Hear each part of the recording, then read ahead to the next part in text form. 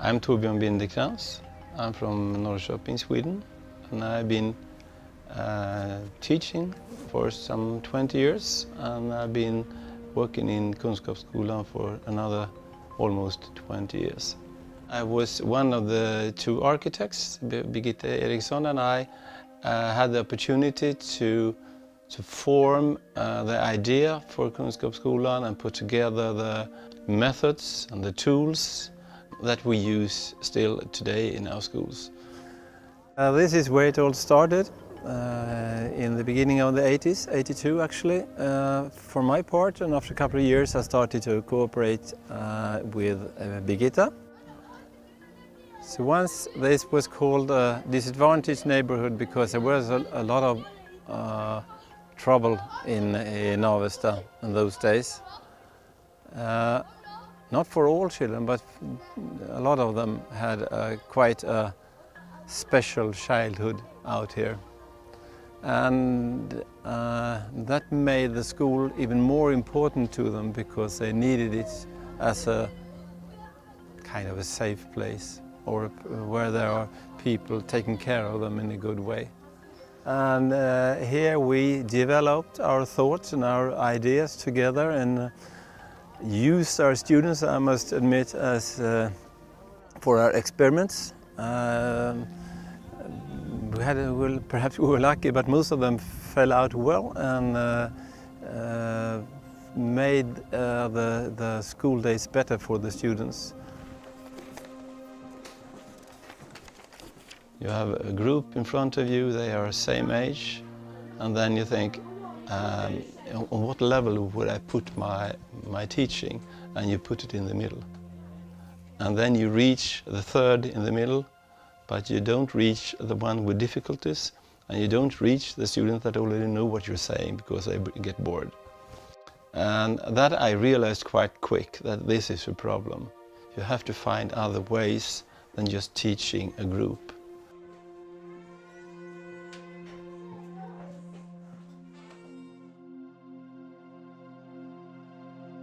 This is memory lane for me. It's very special. I haven't been here since I left in '99, and it's pretty much the same, I think. Yeah, this is special actually. I had a group and it was a nice period. I liked them, they liked me, and I had good connection with the parents. So after 3 years, when they were supposed to start year 7, I had to let them go, and that was a hard time for me. It was really hard actually. So they ended up with another teacher in year 7, and her name was Birgitta Ericson. And she kept coming to me and asking about the students, because I knew them since I had them for 3 years. And then we had this group together for the coming 3 years. And that was good. It was good for the school, and it was good for me and Birgitta, because we found each other and started trying new ways in teaching. Birgitta and I had different educations. She was in social science and I was in natural science. But what we shared was a common idea about students and education and teaching. And we had some ideas about this school idea with dividing things in different subjects, because life isn't subjects, life is life. So we started experimenting with thematical work with the students. So we put together a lot of subjects in courses instead, and we realized that it was easier for the students to get hold of how things were put together in reality. So it was a harder job for us as teachers, but it was better for the students. That was one of the first things we tried out. I would say that our collaboration was very much when one added one gets to be more than two. So it adds up to perhaps 3 or more sometimes. So we tried out to use what we call flex time. Flex time was a system to get them in charge of their time.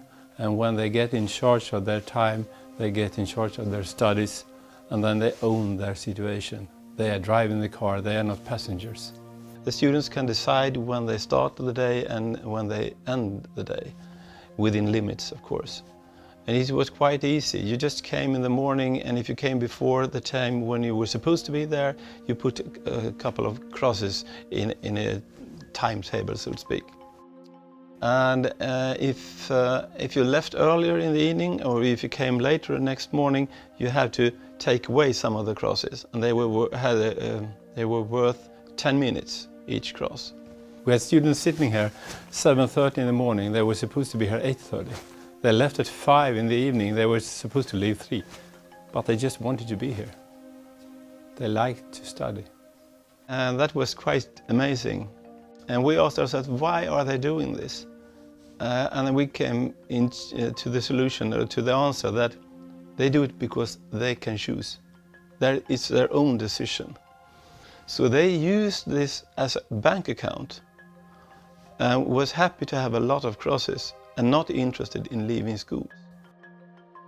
We started having a discussion with them every week, each and every one of them. So Birgitta took 15 of them and I took the other 15, and we sat down for 10 minutes or 15 and had this follow-up moment where we asked, did you reach your goals? Did you like what you did? Are you proud of yourself? Could we have done something otherwise? If you failed, why did you fail? Could we have helped you in any way? And so on. This discussion made them aware of their situation and that they were in command. We were helpers, not in command. And that's a switch. You can't push the students in front of you. You have to get him or her to want to study. And it's just to find a way to make them want. And once you're there, things will happen. The first result was a more safe and nice school to be in, because people started being more nice to each other because we were closer. The others were closer to each other and the students were closer. And the second part that occurred was that the grades were better.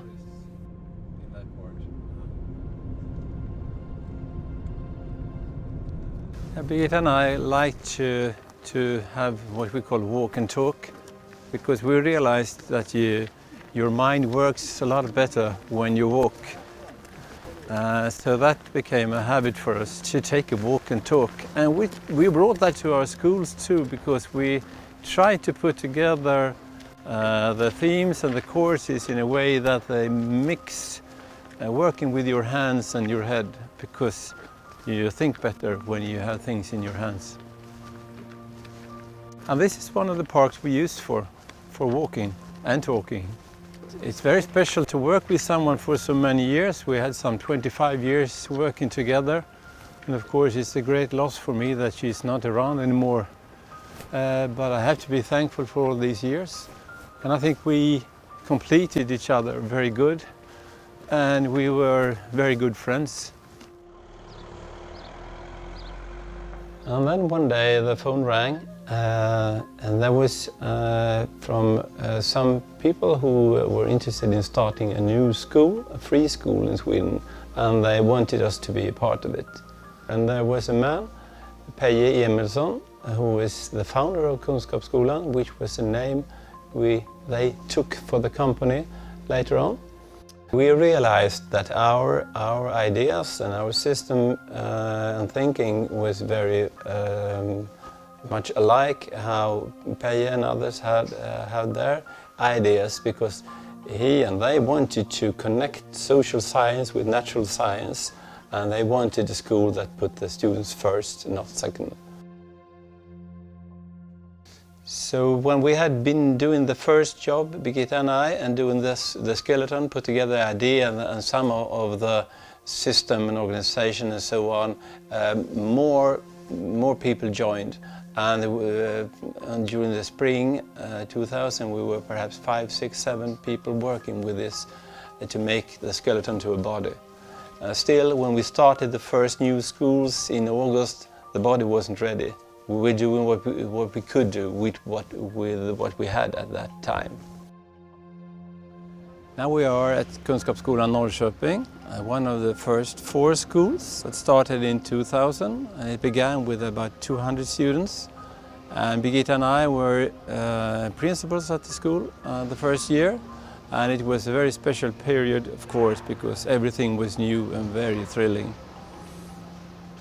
Actually, we weren't that nervous about will this be okay, will it work or not, because we had tried it so many times with students before, so we know this is a system that will work. Perhaps we need to adjust it. That really happens. It still happens almost 20 years later, and hopefully it will always be adjusted.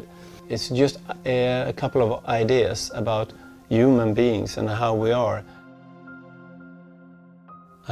Sometimes you meet people that are somewhat skeptical. They say you have to have your own drive if you are supposed to be a student in Kunskapsskolan. And if you don't, you won't manage. And my answer is always, you're wrong. Because that's what we are training the students in. You don't need to have a drive or a go in you when you arrive, but you are supposed to have it when you leave. That's a general idea.